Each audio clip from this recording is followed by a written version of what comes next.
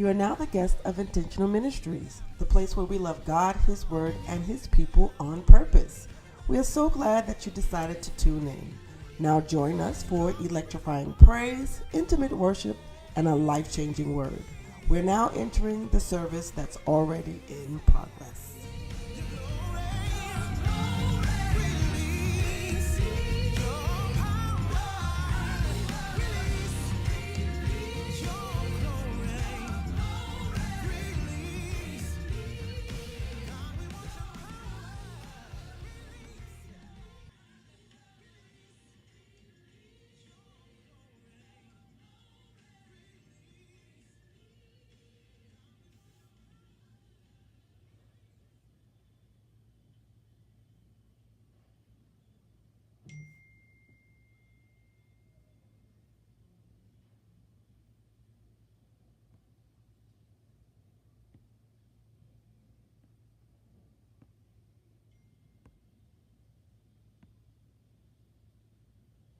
In this house today. Yeah, yeah, yeah.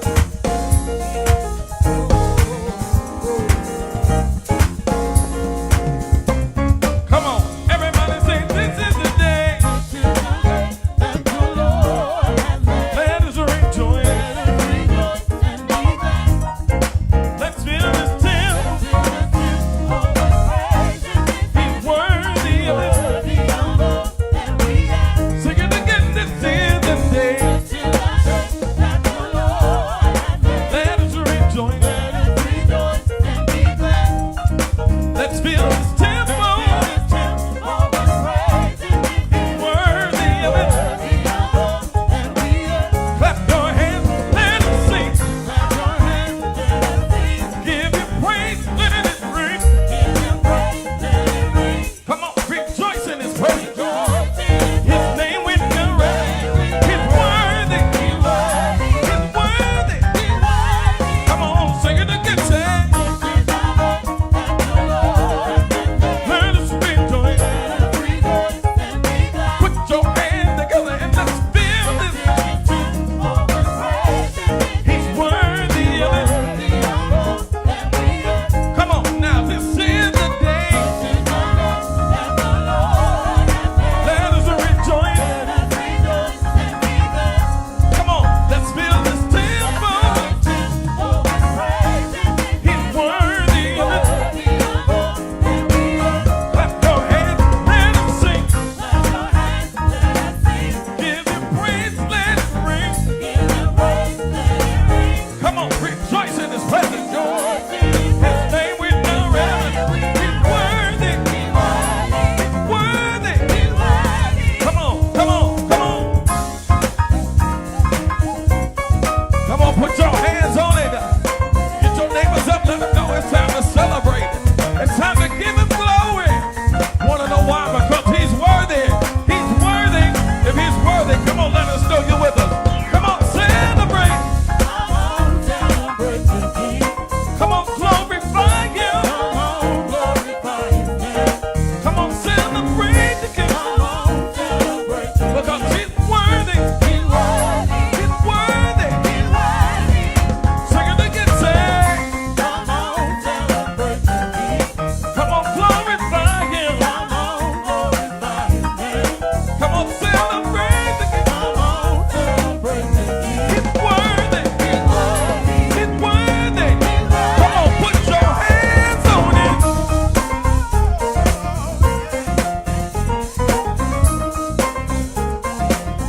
Come on, and let's praise God early in this house. Come on and give him the glory because he's worthy. He's worthy.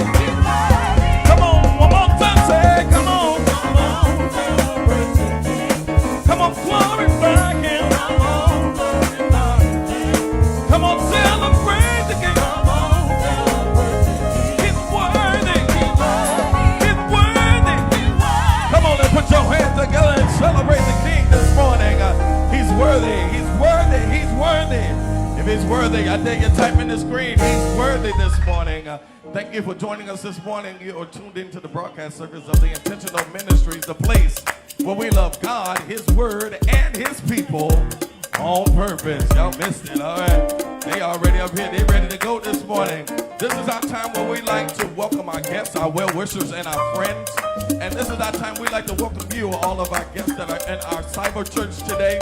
We'd like to welcome you to Intentional Ministries. We have a song we like to tell all of our guests and sing to you to let you know that we welcome and appreciate the fact that you've chosen this time to celebrate with us this early in the morning. So we wanted to just tell you this simple message. Now's the time to greet someone that's sitting on either side. Give them a smile or a hug. Give them a smile or a hug. We want you to know you are welcome here. Now's the time to greet someone who's watching us on this side. We give you a smile and a hug. We want you to know you are welcome here. Can you help me say you're mighty glad to see you're welcome. Glad I got this chance to greet you. You're welcome. Come on by and see us. You're welcome. Yeah.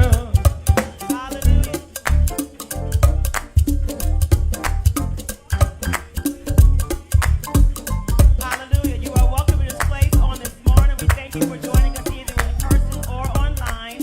The mission here at Intentional Ministries is to lead people to Christ, teach them how to love Him, others, and themselves, to empower and equip them with the Word of God to live a victorious life as they mature in Christ.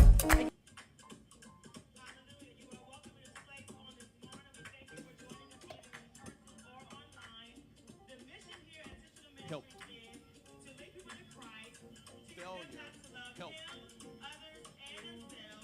Failure. Help. Experts say that you should drink 8 glasses of water a day. I don't always do that. I know I got a couple witnesses in here. Dentists say that you should brush your teeth after every meal and floss every day. I don't quite always do that. You may brush your teeth, but flossing sometimes is a difficulty. I've been told I should never, well, I do this one pretty well, especially when gas prices are high. I think you all doing this one. We've been told that you should never drive your car every meal every day. Gas prices have caused us.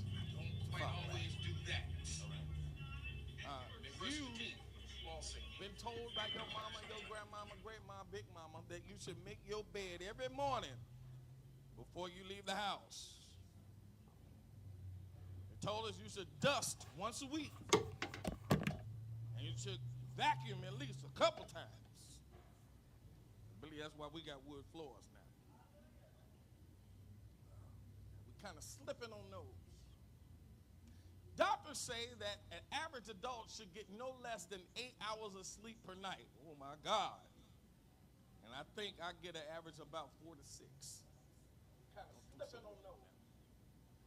You're always supposed to do the speed limit. I'm not going to look at nobody. And you're not supposed to get road rage. I'm not going to go there. All of us fail occasionally, don't we? It is not our desire or our intent, but it does happen. Nobody wants to be known as a failure in life, but truth is, failure is universal. Everybody experiences failure, and everybody experiences, here we are, the fear of failure. In fact, just the thought of failure paralyzes millions of people. Thomas Edison said this. He says, many of life's failures happen to people because they don't realize how close they are to success when they quit. I'm going to say that again. Thomas Edison, he said, many of life's failures happen to people when they don't realize how close they were to success when they quit. The fear of failure is not really new. It's been around for centuries. In our text today, Jesus told a story about, here in Matthew 25, about 3 servants. He divided the income among them and said, I'm going to go on the trip, and I want you to take this money, and as I said earlier, I want you to flip it. The first guy took the money and he doubled it. The master was satisfied. Second guy took the money and he flipped it. And again, the master was very satisfied. But here comes the third guy, and this is where we pick the story up in verse 25. Verse 25 says, so I was afraid and went out and hid my talent in the ground. No one likes to talk about his or her failure, so how can we overcome the fear of failure so that it does not become a paralysis in our lives to keep us from moving forward? There are 4 things we need to understand. I'm going to give you 4 and we're going to go. There are 4 things that we need to understand if we are going to take risks to honor God. I'm going to say that thing again. There are 4 things that we need to understand if we're going to take risk to honor God. The first way to conquer the fear of failure is this. Here it is, number 1. Realize that everyone fails. Realize that everyone fails. You're not alone. James is very specific about his. He says in James 3:2, we all stumble in many ways. Listen at this. A study has been done, and they've discovered this. I don't know why they even had to do the study, but they've discovered that the failure rate among human beings is 100%.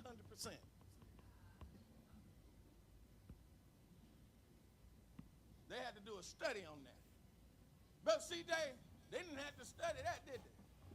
Because at some point in your life, no matter how good at 2 shoes you think you are going to experience failure.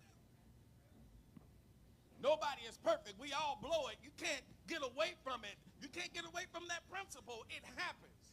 Great men and women in the Bible, guess what? Failed. Here's some witnesses. Y'all remember Abraham? Abraham failed to believe that God was going to give him a son, so he slept with someone else trying to help him out. And his wife agreed with him. But God didn't give up on Abraham because of the failure. The failure helped him. Then there was Jacob. Remember, Jacob was a thief. He came out the womb stealing. But God still turned around and blessed him and all of his children. All right, let me go to one. Y'all remember Noah? Noah found grace in the eyes of the Lord, and he survived the flood that killed everybody else. But Noah was drunk half the time. Then you have Moses, who was to lead the people out of Egypt, but he used as an excuse that he stuttered or had a speech impediment. And so to help God out, he asked for some help to go with him. Then there's our favorite brother, David. David probably is the most preached about individual in the Bible. David committed adultery with Bathsheba, and then he murdered her husband, and he tried to hide it. Can y'all just say failure? Yet, David has become known as the man that's after God's own heart.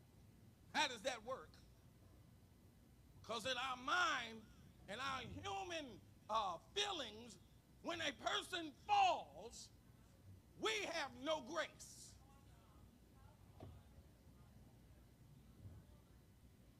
So failure in the human mind means because you've fallen, you must die.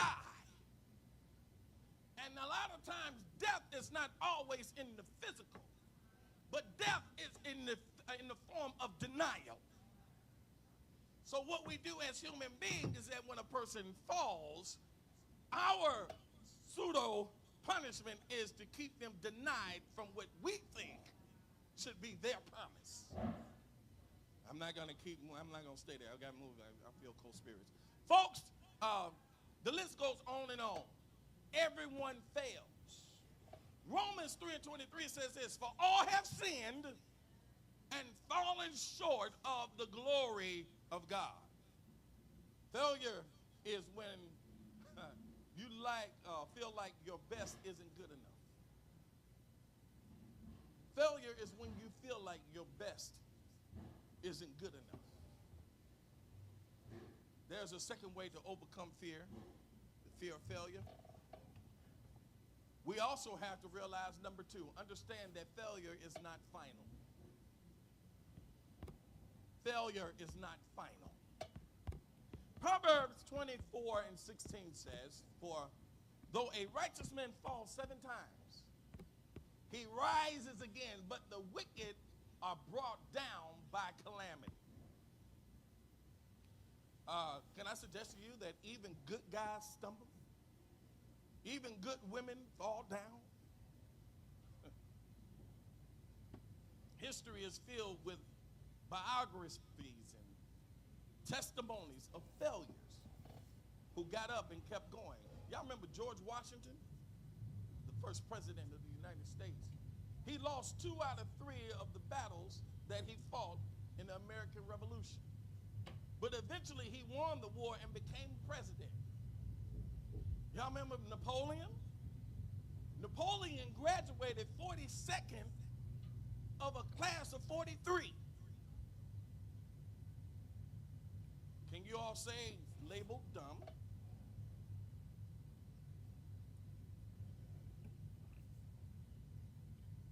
But he went out and he conquered Europe. Billy Graham, y'all remember him? He in the state that he pretty much ran here in North Carolina.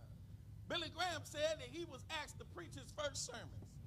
He had 4 sermons prepared, and he was so nervous that he preached all 4 of those sermons in 10 minutes. Can you imagine if Billy Graham said, you know what? I'm not cut out for this. I quit. Could you imagine if Billy Graham said, I'm never going to preach again because I embarrassed myself and failed miserably? Can you imagine if that man decided that he was no longer going to stand and proclaim the word of God? Can you imagine what it would be like here in North Carolina right now and across the world if that man said, I quit? The world would have missed one of the greatest preachers of our time. We need to learn to make the most out of our mistakes. Turn to look at him and say, you need to make the most out of your mistakes. Galatians 6 and 9 says, let us not become weary in doing well. The King James Version is my good friend, my best friend, Pastor Laverne Shelby. He said the King James Version is the version. And it says that let us not be weary in our well-doing, for in due season we will reap, or we shall reap, if we faint not. Isn't it true that many give up too fast? But one of the best ways to learn through failure is you have to become a success through your failure. That is not to imply that you will enjoy the process of going through. It don't feel good when you fail. It don't feel good when you fall. It don't feel good when people have an expectation of you to succeed. But what they see is not what their expectation is. Can I bring it a little closer? It hurts you when you have an expectation, but your expectation is not met by what you see. Failure hurts, but faith can cause us to move forward. Failure hurts, but faith causes us and helps us to move forward. The latest novelist, his name is John Gardner, he said this: one of the reasons why mature people stop growing and learning is that they become less and less willing to take risk because of failure. I'm going to read that again. One of the reasons why mature people stop growing and learning is because they become less and less willing to take risk because of the fear of failure. Which leads me to number 3. Discern the benefits of failure. Discern the benefits of failure. I know that sounds crazy. You got discern the benefits of failing, the benefits of not making it. The benefit of not succeeding, the benefit of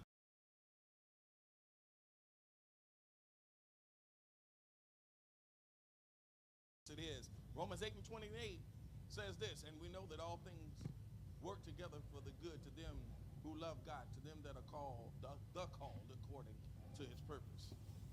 Does that include failure? Sure does. God can work even in our failures. One of the most well-known characters of the New Testament is a man named Simon. He knew all about failure. He failed to walk on the water. Y'all remember Peter? Simon Peter. He failed to walk on water. And he failed when he refused to let Jesus wash his feet. He failed that when he took the sword out and he cut that guard's ear off, and right in front of the high priest. Y'all remember that? And he failed to stand up for Jesus during the trial before Herod, and then he failed again to stand up for Jesus at the foot of the cross. And when you read the gospel, it seems that Simon Peter messes up almost all the time, and every time he tries to do something or should stand to do something, he falls down. But Jesus gave Simon a name, and he turned around and called him Peter, which means rock. So before that, he was called Simon, but Jesus changed his name and called him Peter, which means rock. And he offered forgiveness for all of Simon's failures. And Peter preached one of the greatest sermons in history of Christianity, where 3,000 people became followers of Jesus Christ. Just think of all of the benefits of the failure of one person. Y'all remember all of that stuff he did, but one sermon, one act, here it is, one act of obedience in your failure caused them to affect 3,000 people and now change the world from one message. Can I submit to you that those of us that are trying to succeed and it seems like we keep falling down, don't give up. Because you could be one thought, one pen away, one book away, one CD. You could be one entity away from changing the world.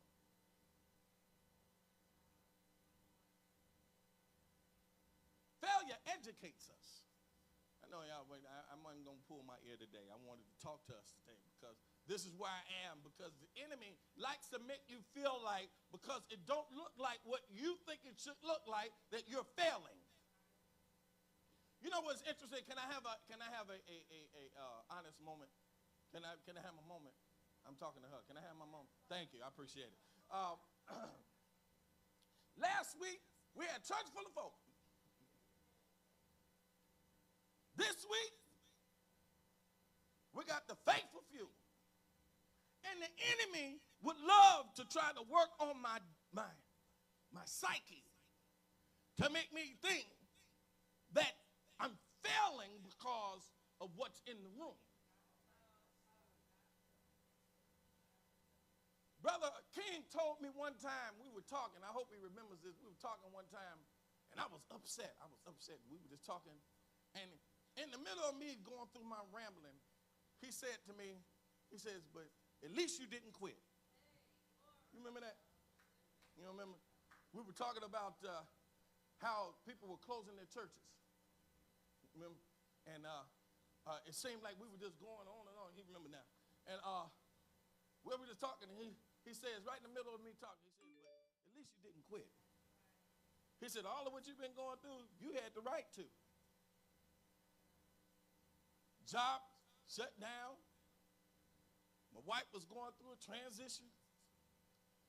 My kids were going crazy. Church seemed like it wasn't moving. And we're still going through. And I'm like, you know what?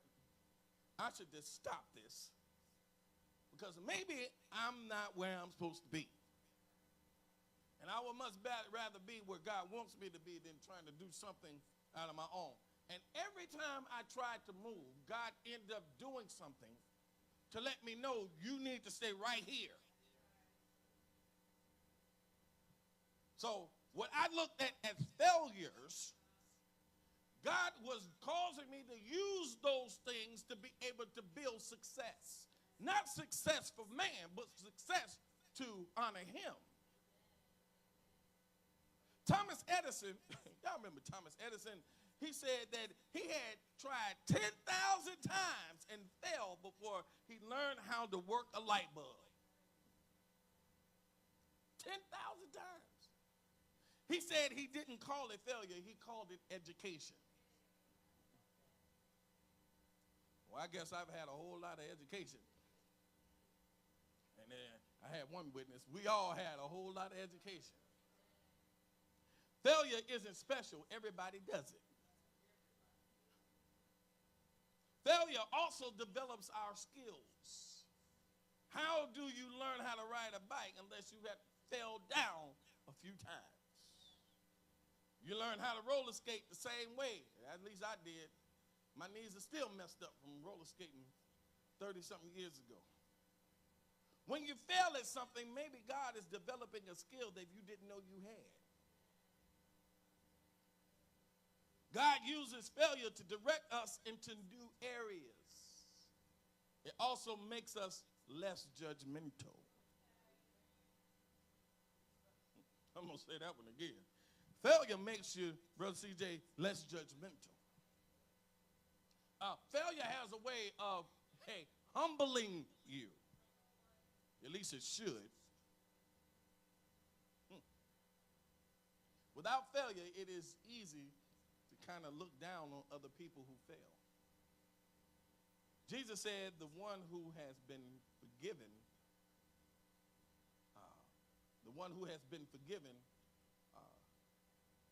scripture slipped my mind now, but let's just say I'm going to make my own right here.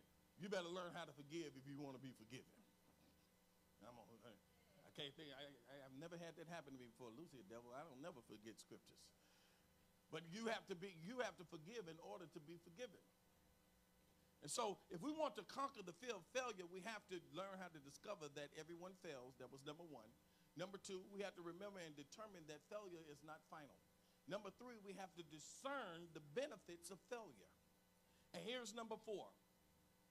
Here's a big one. Y'all say, here it is. Y'all ain't say that loud enough. Here it is. All right. Decide to stop comparing yourself to other people. Decide to stop comparing yourself to other people. That's a big one. If we would be honest, this is the reason of most failures. We live in a competitive society. We've taken a competition overdose. Everybody competes with somebody else somehow. That was a tongue twister. Actually, success is just doing your best. When you compare yourself with others, you set yourself up to fail. Because guess what? That's their lane. And it doesn't necessarily mean that it's yours. I can't compare intentional ministries to Potter's house. That's not my lane. That's crazy to think that I'm going to do like Bishop T.D. Jakes did when I didn't understand before what he went through and the failures he had to get to where he is. Here it is again. One message that was snippet of a message that was heard got the man on a television show on TBN, and that one time changed his trajectory of his life. But people don't know that he and his wife lost their home. They didn't know that their car was repossessed. They were eating them, I hope I'm getting this right, they were eating beans and greens. That's good eating though. But they were eating beans and greens for dinner. But people only look at that he drives the Bentley now and the Mercedes now, and he wears the fashionable clothes. Y'all don't remember, none of them really remember when he was wearing the same suit every Sunday.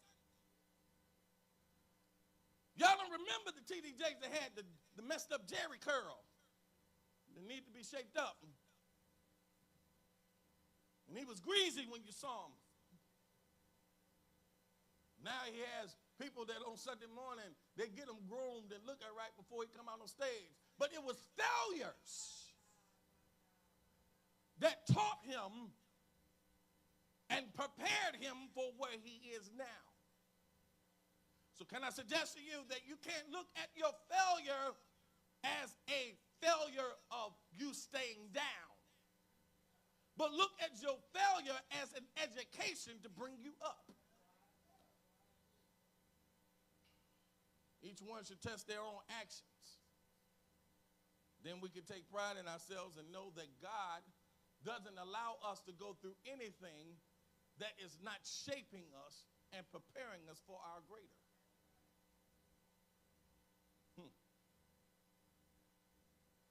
As I close, you want to conquer your failures, you have to remember these 4 things, and we're going to go through them again. If you want to conquer the fear of failure, you have to discover that everyone fails. Number 2, you have to determine that failure is not final. Number 3, you have to discern the benefits. That's a good one. Discern the benefits of failure. I may have to develop a message off of just that. Discern the benefits of failure. And then number 4, decide to stop comparing yourself to others and depend on the power of Jesus Christ. Can I submit to you all this morning that it's not easy when you know that you're called or that you're selected to be different. We're not even going to talk about ministry. Let's move that out of the way for a moment. You know that you're different than most family members. Matter of fact, when you've gone to school, you knew that you were different than most classmates. When you work, you know that you were different than other employees. But a lot of times, one of 2 things happen. Either we shoot to over-succeed and find ourselves being exiled because now we feel like that we're better than everybody else.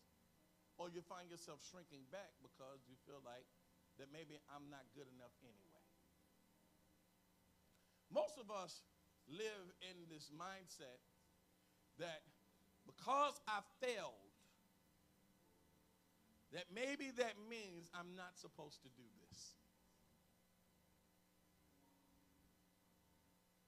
There are many millionaires right now that lost their savings, they lost their homes, they lost their families, but now they're multimillionaire and billionaires, not because they were just crazy, but because they refused to allow their failures to keep them from succeeding.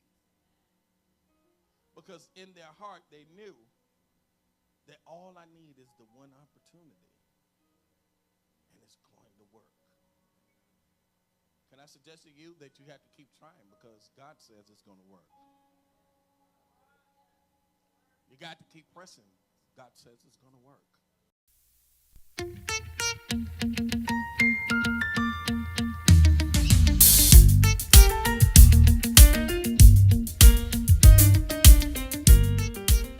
Thank you for being a guest of Intentional Ministries, the place where we love God, His Word, and His people on purpose.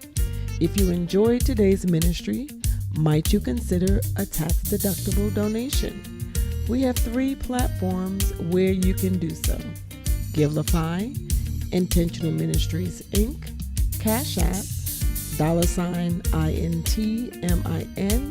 or text the word GIVE to 980-243-3146. We appreciate your love gift and thank you for your support. If you are a social media follower and would like to become a part of our eCampus ministry, text the word JOIN in the feed below, and someone from our online campus team will set up a meet and greet with our servant leaders. We'd love to have you as part of the On Purpose Nation. Once again, thank you for being a part of the Hour of Purpose, powered by Intentional Ministries. We look forward to celebrating with you again on next week. Until then, we decree choice blessings over your life.